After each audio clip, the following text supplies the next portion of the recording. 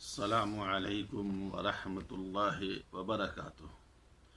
الحمدللہ وحدہ والصلاة والسلام علی من لا نبی بعدہ۔ میرے دینی بھائی و ناظرین کرام، بدعت کے متعلق مستقل 2-3 قسطوں میں بات کی گئی ہے۔ آج آخری قسط ہے اور وہ ہے بدعت کی تباہ کاریاں۔ بدعت میں جب انسان مشغول ہو جاتا ہے، اس کی بہت ساری تباہ کاریاں ہیں جو انسان کو جو بدعت کاریاں کرتا ہے، صرف بدعتی شخص کے ذات تک محدود نہیں رہتا، بلکہ پورے اسلامی معاشرہ کو اس لپیٹ میں بدعت لے لیتا ہے اور اس سے امت کی وحدت ختم ہو جاتی ہے۔ اس کی جو دیوار ہوتی ہے وحدت کی، وہ منہدم ہو جاتی ہے۔ امت کا شیر اعضا بالکل ہی بکھر جاتا ہے۔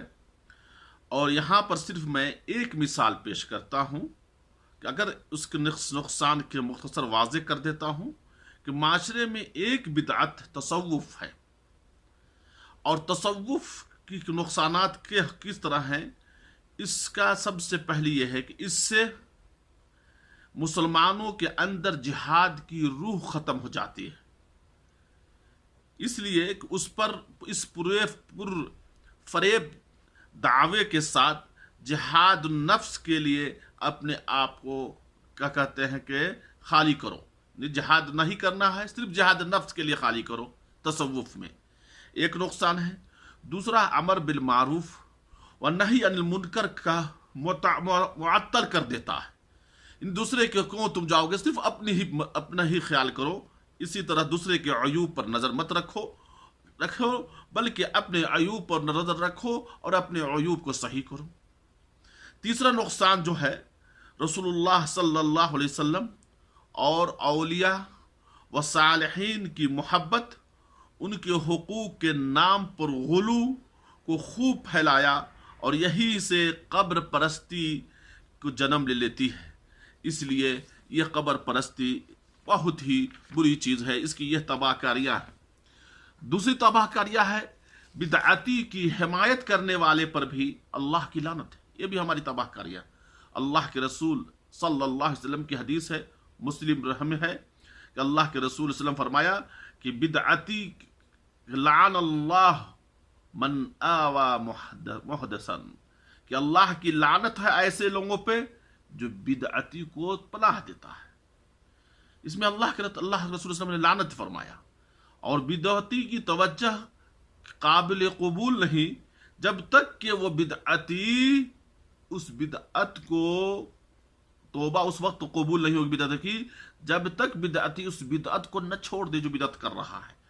حدیث اللہ کے رسول صلی اللہ علیہ وسلم کی، انس رضی اللہ تعالی عنہ فرماتے ہیں کہ بدعتی کے ہر توبہ کو اللہ تعالیٰ روک لیتا ہے جب تک بدعتی اپنے اس بدعت کو چھوڑ نہ دے۔ اسی طرح قیامت کے دن حوض کوثر سے محروم رہے گا۔ خود اللہ کے رسول صلی اللہ علیہ وسلم کی متفق علیہ روایت ہے کہ سحقاً سحقاً لمن غیر بعدی، کہ دوری ہو ایسے لوگوں کے لیے جو میرے بعد دین میں تغیر تبدیل و بدعت پھیلا دیا۔ اسی طرح سے سفیان ثوری رحمہ اللہ کہتے ہیں کہ بدعت ابلیس کے یہاں بہت زیادہ محبوب ہے، گناہ سے زیادہ محبوب ہے، اس لیے کہ جب انسان گناہ کرتا ہے تو اس سے توبہ کر لیتا ہے، لیکن بدعتی اپنے بدعت سے توبہ نہیں کرتا، اس لیے کہ بدعتی بدعت کو ثواب کی نیت سے کرتا ہے۔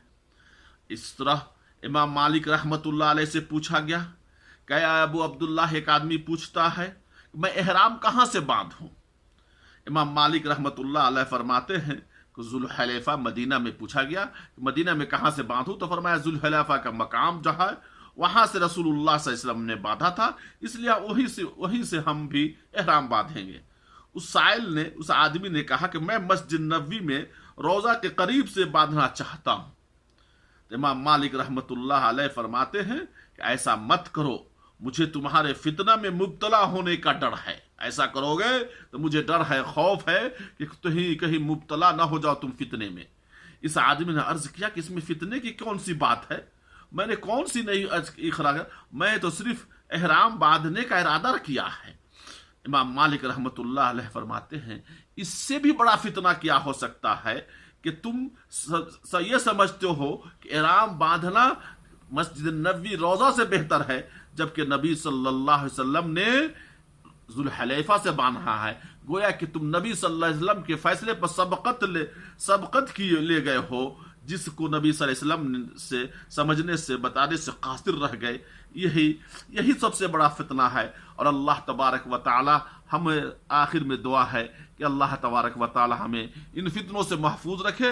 اس لیے بدعت کا یہ خسارہ ہے، ذاتی خسارہ بھی ہے اور معاشرتی ماحول میں بھی خسارہ ہے۔ اللہ تعالی ہمیں بدعت سے محفوظ رکھے اور ہمیں صحیح سنت پر عمل کرنے کی توفیق عطا فرمائے۔ وآخر دعوانا الحمد للہ رب العالمین، والسلام علیکم ورحمۃ اللہ وبرکاتہ۔